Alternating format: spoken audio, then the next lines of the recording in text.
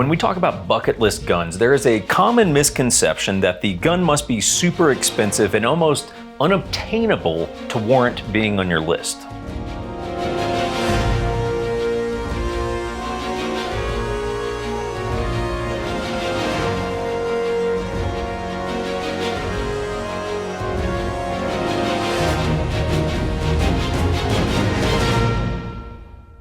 And that simply is not true, because one of my bucket list guns for a long time has been this, a West German Sig, specifically a 228.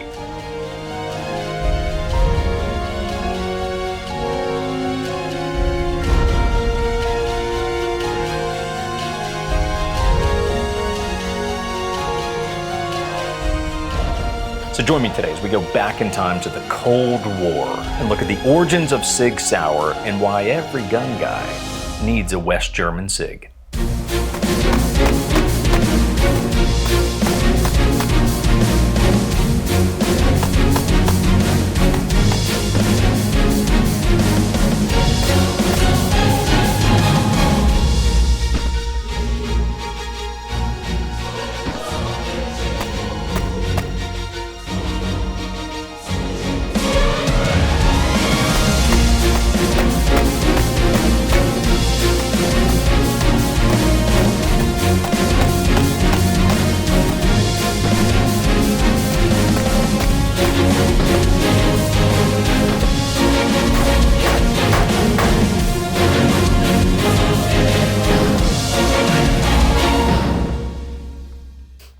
Guys, sponsor of today's video would be National Armory. You know what's pretty cool is a lot of the research for today's video was actually done because they sent me a West German 220.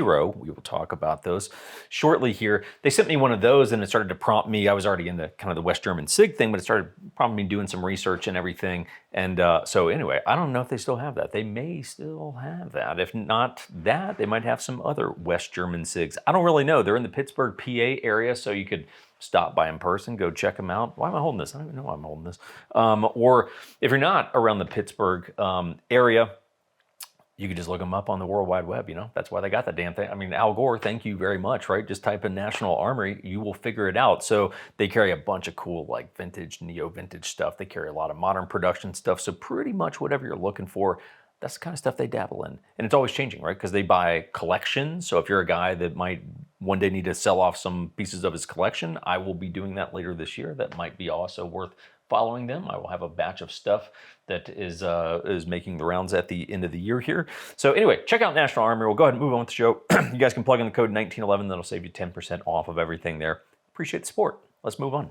Okay, let's start getting into the origins of Sig Sauer. A lot of you know this, and some of you don't. It's actually kind of an interesting story, given that obviously Sig is as big of a company as they are today. When you kind of go back to the origins, it's actually kind of a neat story. And it's pretty intricate subject matter because we got the Cold War involved, we got all kinds of stuff going on. So I'm gonna give you sort of a surface level understanding of it. I'm no expert. If you guys want more info, I found some, and frankly, I did a lot of my research on articles that I found on Real Gun Reviews, site online, right? So you guys can look that up if you want to dig really into the rabbit hole. They really got some great info on there. Shout out to whoever the writer is of that, I can't remember.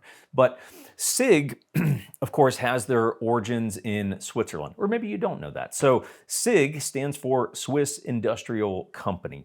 And Swiss Sigs are still made today. You've got the 55X series. I actually have one over here somewhere. Great gun, really like kind of one of everyone's favorite non-AR battle rifles. But you'll hear Swiss Sig referred to, sometimes I just put it that way in terms of how do you reference which Sig we're talking about. Sometimes I'll just say Swiss Sig if we want to make this really easy. But sometimes you'll hear them it's sort of in modernity. Yeah, modernity. Yeah. Boy, I fucking sound like I'm drunk right now. I'm not, guys. It's like 10 a.m. But Sig Sauer AG or San Swiss Arms is how you will typically hear them referred to today.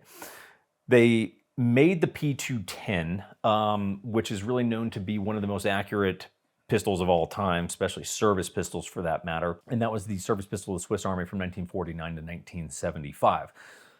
So we get to the 1970s. Sig now wants to begin exportation of some of their guns, but they can't do it solo because that's just the way it worked with Switzerland. So they basically needed a non-Swiss partner if they were going to be able to export some of their guns, specifically to the US market.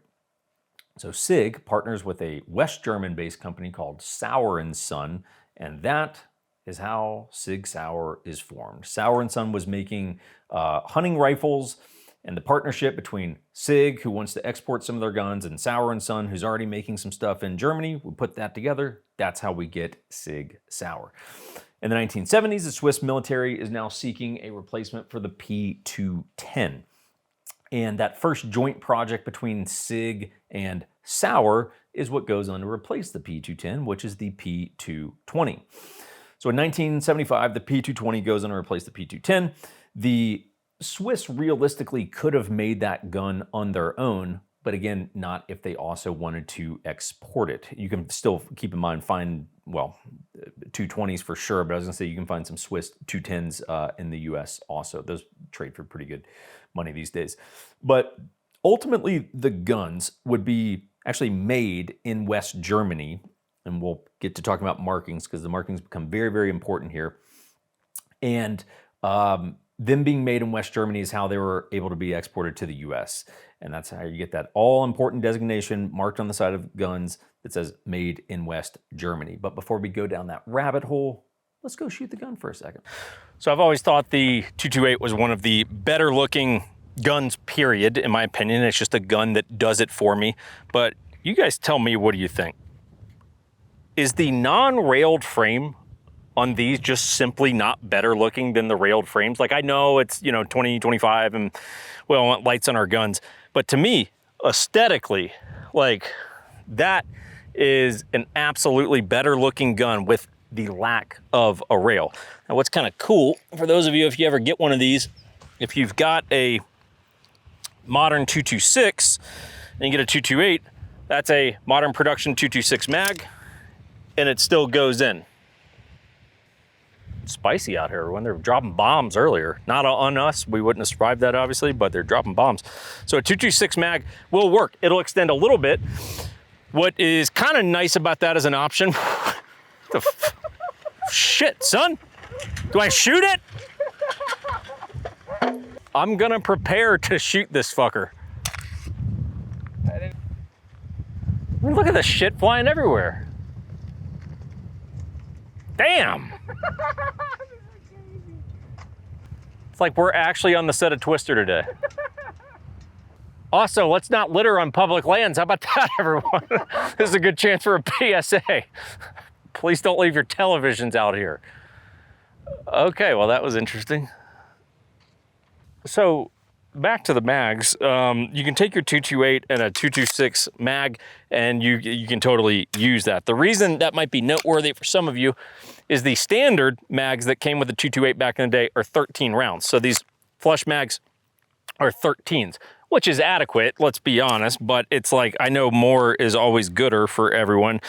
They also do sell, is it Mekgar or Checkmate? Mekgar sells some 228 mags. These are 15 rounds. So it's kind of weird. It's like, hey, you can have the old flush 13s, you can have a new flush 15 or a new extended 15. Like, the world is your oyster. I guess you do whatever you want with it. It's kind of a, up to you on that matter.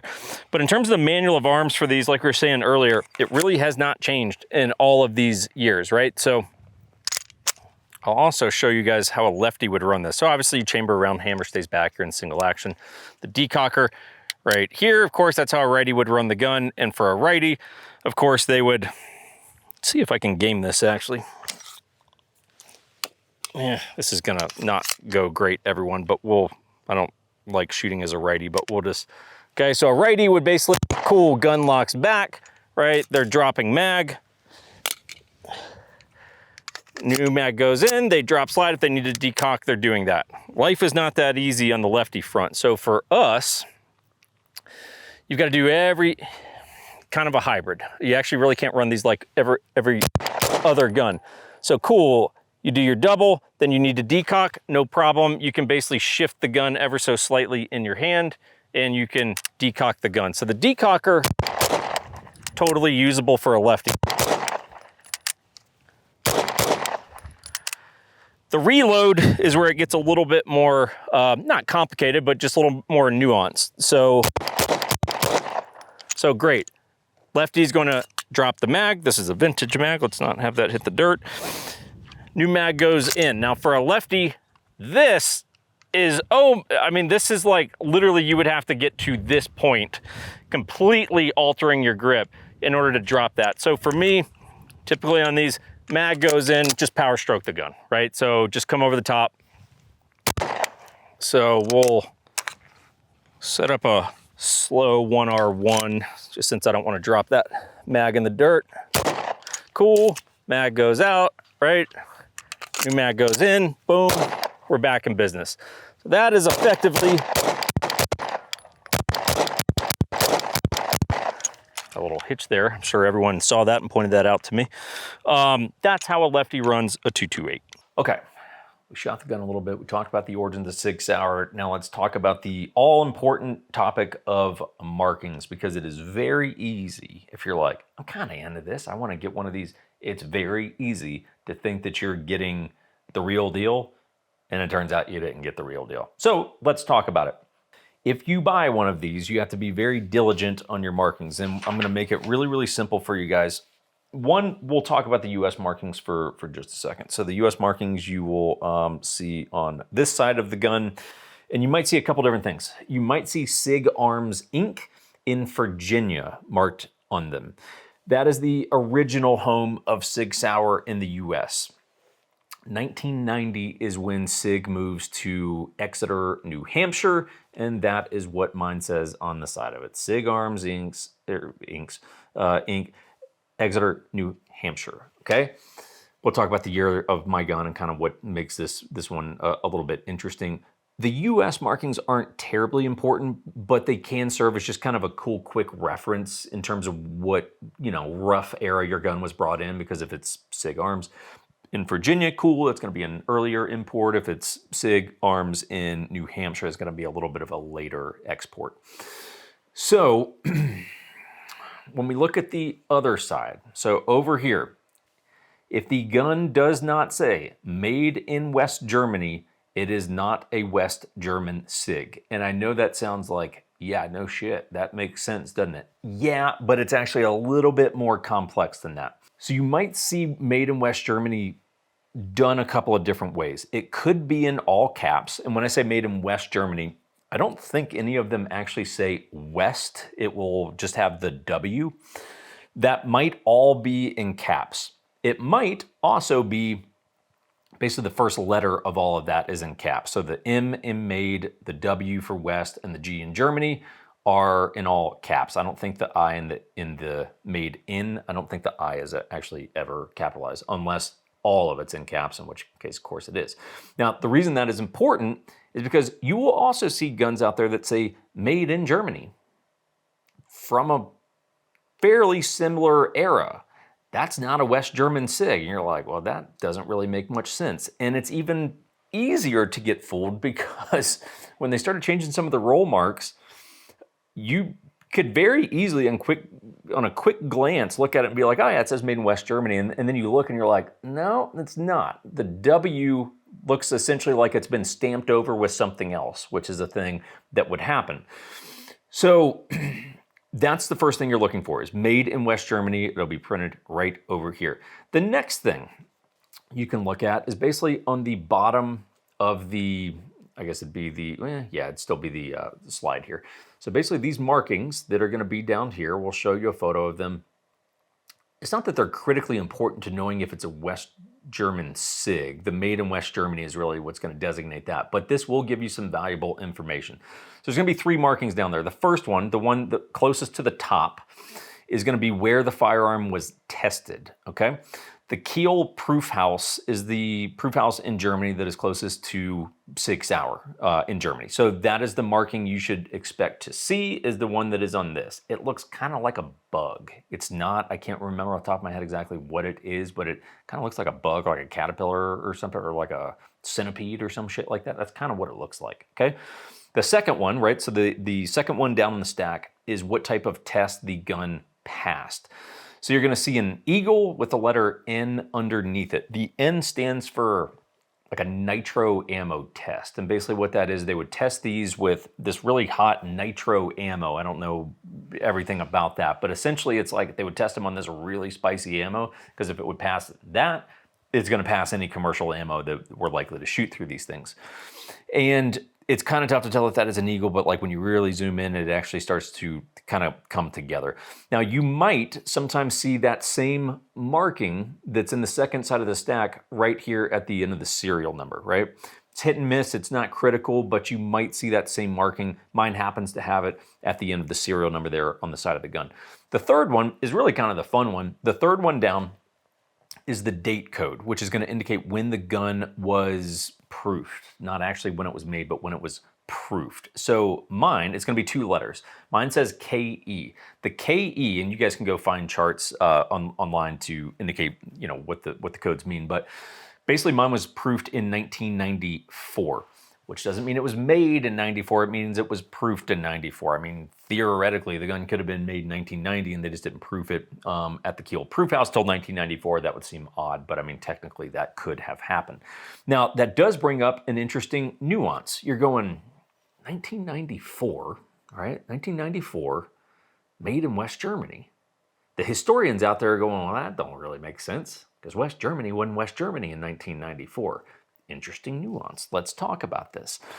The Cold War now comes into play, and that's why these guns are so cool. There's just such cool history behind them. So after World War II, Germany split into East and West Germany. That split lasted from 1949 to 1990. In 1990, the two come back together, they are reunified, and now they are called Germany. Now, logic would then tell you that any Sig made in Germany after 1990 would just say made in Germany on it, but that's not the case, because this is 1994. So here's what happened. The West German markings on these will actually go as late as 1995. So mine's definitely at the tail end of it. But what happened was West Germans were known for making really good products. East Germans, not so much. And so when the two come together, West Germany's basically going, all right, you want to start putting made in Germany on this stuff, but our really nice products are now getting lumped together with your really shit reputation. So we want to negotiate in this reunification treaty the ability to still say made in West Germany for a period of 5 years after the reunification. And that goes into the reunification treaty. So you wind up in this cool Cold War nuanced negotiation thing where these guns technically were just made in Germany. But because of the negotiation and the perceived drop in quality of the East Germans, we're allowed to say made in West Germany through 1995, or at least till some point in 1995. So it's pretty cool. But then that brings us to the question of, well, what the heck does it then mean if I have a gun that says made in Germany? Not West, made in Germany. Typically what that means is German parts, but actually assembled, aka really effectively kind of made here in the US. So it's this hybrid. It's like, yeah, it's German components, but it was made in New Hampshire. So it's not really made in Germany. It's this nuanced thing. The real deal is the made in West Germany guns. So what should you be looking for? There's 4 main models of West German Sigs that you might want to keep your eye out for. The original is the 220. I wish I still had that gun here. I'd love to have shown that for this video. But the 220 is the original. Typically, almost always going to be in 45 ACP, and it's a single stack gun. It's a tank. It's an awesome gun. It's really, really cool. Relatively thin for what it is because it's a single stack gun, even though it's in 45. Really cool gun though. Definitely, like, you know, if you were like, I'm thinking about getting a West German 220, I'd be like, send it, bro. That's a badass gun. You can also find the 226. That's going to be full size, double stack, 9mm. Typically, you might find some other calibers, but typically, just like our 226 here, it's going to be your double stack, 9mm full size gun. The 228, that is this guy right here. That is the compact version of the 226. These were only made in 9mm, and part of what makes them so aesthetically pleasing compared to some of the other ones is the 228 had the rounded trigger guard. Now, I don't know if that's really because it was meant to be, you know, more the concealed carry gun. I don't really know that much why the trigger guard would matter, but man, that rounded trigger guard with the no rail and everything, I just find to be one of like the great looking blocky, like sort of com block, you know, ish era guns. Like it's just a really, it's just a gun that does it for me. That's the best way I can put it. And you might also find the P2 or the P6, not the P226, the P6, which in the US is known as the P225. That really was the West German police pistol. It's very similar to the 228, but it is a single stack gun. I don't really know why they would have wanted that, but okay. The 228, in my opinion, is the most cool one. So you will also be able to find some US versions of these guns, the 220, the 226, and the 229. That is what we have. Hey, how about a freaking new guy over here, you know? Hey, how about shut your phone off? I thought it was me and I shit my pants. Yeah, well, you should have. Also, go clean yourself up. So 220, 226, 229, still, of course, made in the US. Big part of the Sig lineup, really the 226 primarily. They kind of ignore the 229. I'm also really confused why they just introduced new 226s. One of them is clearly the size of a 229, but they called it a 226 carry. What are we, we're acting like the 229 doesn't exist? Like, what are we doing here? The coolest one, in my eyes, in terms of sort of a recreation of these 228s, is the M11A1. That's what Sig currently calls it. And essentially it's just a modern version of the 228. Really cool gun. I gotta admit, if you were getting one of those, I wouldn't fault you. The only thing I would tell you though is you basically pay the same price for one of those that you pay for one of these. I think I paid $1,100 for this. And it's just like, okay, so we can get a actual collectible West German Sig, or for the same money, get a New Hampshire made modern production 229 or 226. I'm just like, I guess I don't really get why you would do that. Why wouldn't you want the collectible OG? But it's your money. You do whatever you want. All right, guys, on the range with the 228, here's what's really cool about these. One of the most aesthetically pleasing guns, maybe not of all time, that might be a little bit of a stretch, but really, really aesthetically pleasing gun in my eyes, right? These old eyes here. But because these are all, you know, kind of in the neo-vintage gun category, a lot of them are pretty well used. Now, mine's in good shape for obviously a used gun, but it's like the more these were used, the better they are a lot of times. So the double actions wind up, like it's an iron sights DASA gun.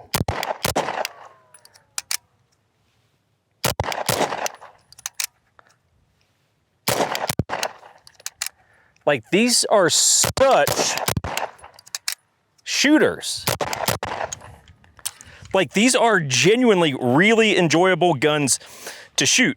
And what's cool also, if you think about it, the design of these guns really was so good that if we look at what Sig makes now versus what they used to make, it's basically damn near the exact same gun. Like this is a new production, as classic of a Sig 226 model as you can, none of the single action only stuff or anything like that. But basically, you know, red dot capable, a rail. But I mean, really you look and you're like, dude, these guns are pretty much identical. The controls really are identical, right? Slide stop, slide release, same thing here, decocker, decocker, same exact takedown, same mag button. You know, I mean, you're just like, they're effectively the exact same gun that they've made for, I mean, what are we talking? Shoot, I mean, the 220 going back to the, what was it, like 78 is all the reference, my notes we probably already talked about in the video, but you go, these guns have been around for a long time and effectively shoot pretty much the same too. I'm just kind of curious. I haven't actually shot these back to back. 226, obviously longer gun.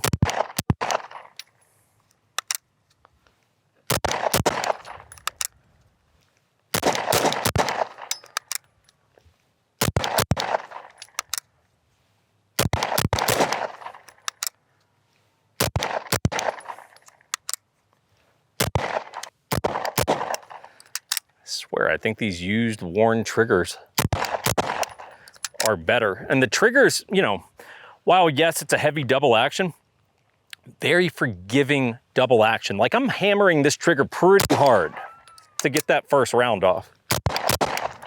Like I'm really not being gentle or particularly deliberate.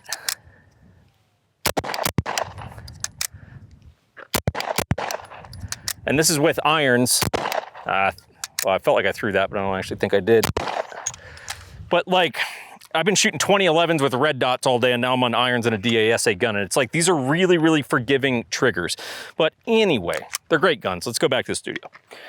Okay, and to cap off the video today, let's talk a little bit about sort of the real world use and a little bit of the pop culture use of the 228 here, because it really was a very widely used gun. It was adopted by the US military as the M11, hence the current Sig designation of M11A1. So was a military pistol, also used pretty heavily by the US Secret Service, by the FBI, ton of police departments. So you're like, hey, look, this was truly one of like the go-to compact carry guns for a lot of organizations for a long time. And what's kind of cool is that it's actually properly used in pop culture. You know, sometimes they just get the references wrong, and it's no secret at this point in the channel that like, dude, I am heavily influenced in my gun taste by pop culture and things that I see in movies and I think they're cool, and then I start researching, I'm like, hey, this actually is a cool gun. It's like, yeah, that inspires a lot of my gun choices. And this is really properly used in movies. So In the Line of Fire, Clint Eastwood, right? You know, classic, really Secret Service is pursuing a guy who's trying to assassinate the president, John Malkovich. Really cool. He makes that cool like composite pistol. I don't know if you guys remember that, but all the Secret Service agents are using these. And that was in the 90s, so it was like, oh, that's proper, like that actually is period correct. Executive Decision, used by one of the air marshals. There you go, nailed it. The Jackal, Bruce Willis, Richard Gere, Sidney Poitier, is used by the FBI agents. Again, but period correct, you're like, yep, that completely works. In Ronin, used by De Niro, specifically in the scene when is it the Roman Coliseum? Yeah, I think it's the Roman Coliseum. They're running around, they like getting that shootout. If it's not the Roman Coliseum, it is a Coliseum. Might not be the Roman Coliseum. But De Niro's got one. He goes through a few good pistols in that. 1911 228. But 228, yep, proper. It's not a great movie here, but it is an interesting, like, well-timed, nuanced point. The General's Daughter. This is a John Travolta, like, not terrible movie. It's been a long time since I've seen it, but definitely not a great movie. But in that, he plays an agent with the Army Criminal Investigation Division. And they actually use the 228s. So you're like, boy, that's a really nuanced thing that they actually got right in that movie. And forever, I actually thought that this was used in the Bourne Identity. And like when he goes and we see his case in the Swiss bank and he takes it out and he's got the gun and everything. I always thought it was a 228. Turns out it wasn't. It was a P6. So I was like, damn, all this years I thought old Bourne kept one of these in the old deposit box, and turns out he did not. So they're really cool guns. It's a niche thing, but it really is a gun guy's kind of gun. It's just one of those guns that, like gun guys that enjoy stuff like this are like, yeah, that's a cool gun. It's not that it's like uber collectible or uber impossible to get, but it's like, it's a great addition to a collection.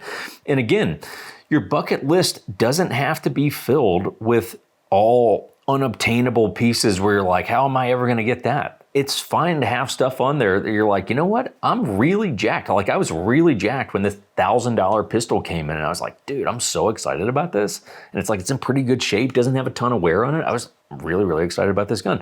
So I wanted one forever. I'm thrilled to have it. Stay curious, guys. That's the reason we're going to do videos like this here and there. It's not that, you might learn a little bit, but it also might just inspire you to go, you know what? It's cool to like stuff that's like, not, it's not a $10,000 2011, it's a $1,000 West German Sig, and it really brought a lot of joy into my life. My life needs some joy. So anyway, you guys go about your day now. We're done. You're probably heavily buzzed at this point, so I'll let you go enjoy your night with your family. Good to see you. We'll see you next week.